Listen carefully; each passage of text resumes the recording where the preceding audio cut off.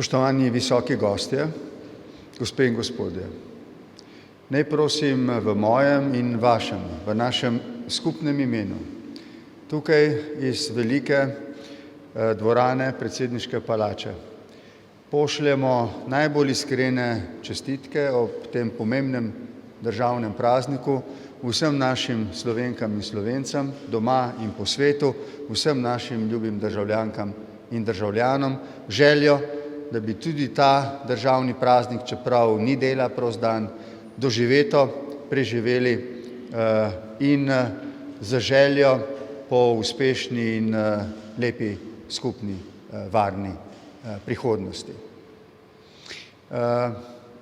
Najprej naj rečem, da sem presrečen, da se življenje vrača v predsedniško palačo. In morda je nekaj simbolnega na tem, da se vrača prav s tem praznikom. Mogoče je v uporništvu tega praznika nekaj takega, kar osmišljuje to mojo ugotovitev, da je sicer po naključju, ampak vendarle, prav z današnjim praznikom ste znova prišli ljudje v predsedniško palačo, tisti, ki sicer tukaj niste običajni gostje, na obisk in jaz sem vam zato neskončno hvaležen. Voditeljica je rekla, da je doslej obiskalo ob takih priložnostih predsedniško palačo ob dnevih odprtih vrat več kot 25.000 obiskovalcev. Moram pa reči, da je najmanj opažen praznik, tudi zato, ker ni dela prost dan, prav ta dan, 8. junij, dan Primoža Trubarja. In tudi, če smem reči odkrito, zato mi je toliko bolj dragoceno, da ste danes tukaj, da to spomnimo, da večina naših državljank in državljanov meni, da oktobra praznujemo torej protestantizem, Trubarja in vse, kar smo dobili za tem pomembnim gibanjem pred več kot pol tisočletja na Slovenskem. Danes, 8. junija, praznujemo to, ampak počasi bo to prišlo v kolektivno zavest, saj praznik ni zelo star, pobudo zanje, kot veste, dal Boris Pahor, Tržačan. Upam, da bova skupaj praznovala vrnitev Narodnega doma Slovencem v Trstu 13. julija. Vse kaže, da bo to sijajno in ga tudi v tej luči danes spominjam. Bil je zaslužen, da smo dobili ta praznik. Verjetno je želel gospod Boris Pahor povedati, da si Primož Trubar, mi imamo itak dan protestantizma, ampak dan reformacije, da si Primož Trubar osebno in njegovi sodobniki takrat zaslužijo neko posebno mesto v našem kolektivnem spominu. Bil je utemeljitelj našega jezika, nas je poimenoval za Slovence, dobili smo jezik, tisto najbolj temeljno značilnost, identiteto vsakega naroda, zlasti nastajajočega. Bili smo med prvimi, ki smo imeli prevod Biblije v našem jeziku. Vse to je veliko delo, seveda, protestantizma na Slovenskem, Trubarja, njegovih sodobnikov in prav je, da se spomnimo na te slavne može in Trubarja posebej tudi ob njegovem ob njegovem državnem prazniku. Ko boste šli skozi palačo, boste šli tudi skozi mojo pisarno. Tam boste videli, da tako kot v vsaki pisarni predsednikov ali suverenov vse povsod po svetu, visi seveda tudi portret nekoga, ki izkazuje neko identiteto, to pa seveda ni seveda prebivalec iste pisarne, ne, predsedniške ali kraljeve, ampak nekdo, ki pooseblja nekaj nad časom. In v moji pisarni je to portret Trubarja. Nekaj časa sem nekako bil razdvojen med Prešernom, tudi njegov seveda je, ampak portret, kipec Trubarja je tam. Tako da je Prešeren na sliki, Trubar kot kip. Hočem pokazati, kako je jezik pomemben za naš narod.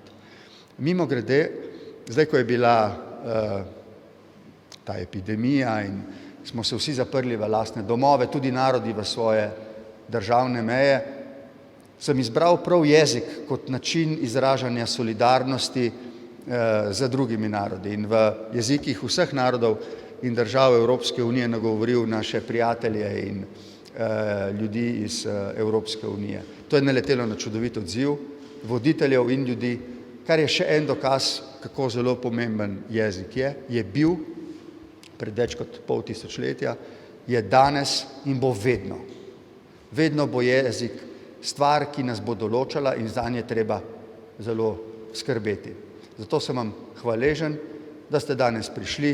Taki prazniki seveda so priložnost samo za nekaj kratkih besed, seveda pa zlasti in predvsem možnost, da v enem sproščenem klepetu, danes seveda razmeram na primeren način, gremo skozi predsedniško palačo in se malo družimo in na ta način v bistvu obeležimo ta državni praznik. Še enkrat ne rečem, da sem vam neskončno hvaležen, da ste prišli, da ste z vašo prisotnostjo, tukaj so tako ugledni gosti v prvi vrsti in tudi vi seveda sicer, da ste vrnili življenje, da se življenje vrača, se mi zdi, tudi v javno življenje, v tem smislu, da se začenjamo družiti, da se pogovarjamo, da se vidimo, da, dobro, objeti se še ne moremo, ampak da vendarle smo skupaj, da doživljamo to skupnost. To se mi zdi tako zelo pomembno. To sem tako zelo pogrešal v teh 2 mesecih in več in danes prav na dan državnega praznika se prvič dogaja, da vas je toliko tukaj. Ne morem povedati, kako utripa moje srce. Hvala, ker ste prišli. Zdaj bomo slišali še en govor, potem mislim, da nas bo kvartet, policijski še enkrat kvintet, popeljal skozi, recimo temu malček kulturnega programa, potem pa bomo spet razmeram na primeren način šli skozi moje prostore in moji ljudje vam bodo povedali kaj več o predsedniški palači. Torej, čestitke za državni praznik. Danes je pomemben dan, dan Primoža Trubarja, utemeljitelja našega jezika. Zato smo Slovenci, kar smo. Ta jezik moramo negovati. Naši otroci in njihovi otroci morajo vedeti, da z njim stanejo in obstanejo. Čestitke.